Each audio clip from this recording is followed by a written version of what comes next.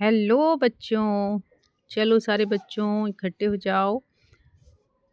हम लोग पढ़ने जा रहे हैं आपकी कक्षा 8 की हिंदी की पाठ्यपुस्तक सोन चिरैया के पाठ 13 की गिरधर की कुंडलियाँ। ठीक है, इसमें हम लोग गिरधर की एक कुंडली का अध्ययन करेंगे। इसे ध्यान से समझेंगे। तो चलिए शुरू करते हैं। इससे पहले एक महत्वपूर्ण बात, अगर आप लोग मेरे चैनल पर नए हैं तो प्लीज़ इसे सब्सक्राइब कीजिए, लाइक कीजिए और कमेंट कीजिए, ताकि मेरा जो भी नया वीडियो बने उसकी नोटिफिकेशन सबसे पहले आपके पास पहुंच जाए और आप लोग आसानी से सिंपल ढंग से हिंदी को समझ लें। तो चलिए शुरू करते हैं। दौलत पाए न कीजिए सपने हूँ मैं अभिमान, चंचल जल दिन चारी को ठाऊं न रहत निदान। दौलत पाए न कीजिए, अगर आपको दौलत मिल जाए, क्या कहते हैं गिरधर जी कि अगर आपको दौलत मिल जाती है, आप दौलतमंद हो जाते हैं, तो कभी सपने में भी आप अभिमान ना करें, नहीं करना चाहिए।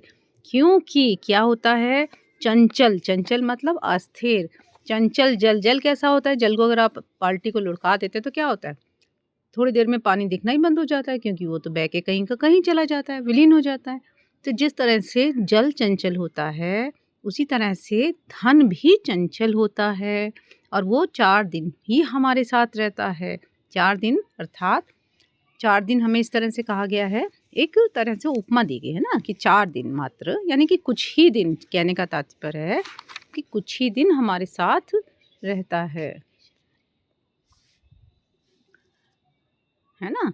और ठाऊं न रहत निदान, और अंत में उसका कोई ठिकाना नहीं रहता, कुछ पता नहीं रहता।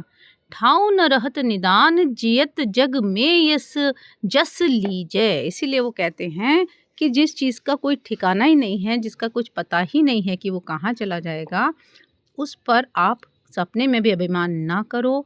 और जब तक संसार में, जियत जग में यानी संसार में जब तक आप जीवित हैं, तब तक संसार में यश कमाइए।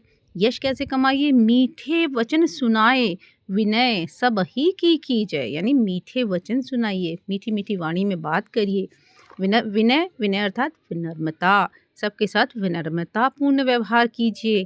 कह गिरधर कविराय, अरे यह सब घट तौलत। गिरिधर कविराय, कविराज गिरधर कहते हैं कि अरे ये सब जो चीज़ें हैं, ये सब तो क्या हैं, आपके व्यक्तित्व। घट माने घड़ा भी होता है बच्चों, घट माने आपका व्यक्तित्व भी होता है। तो ये सब तो आपके व्यक्तित्व को, आपके घट को तौलते हैं, यानी कि आपके व्यक्तित्व का पता लगाते हैं कि आप कैसा मीठा बोल रहे हैं, कितनी विनय के साथ आप बात करते हैं या कितना घमंड करते हैं।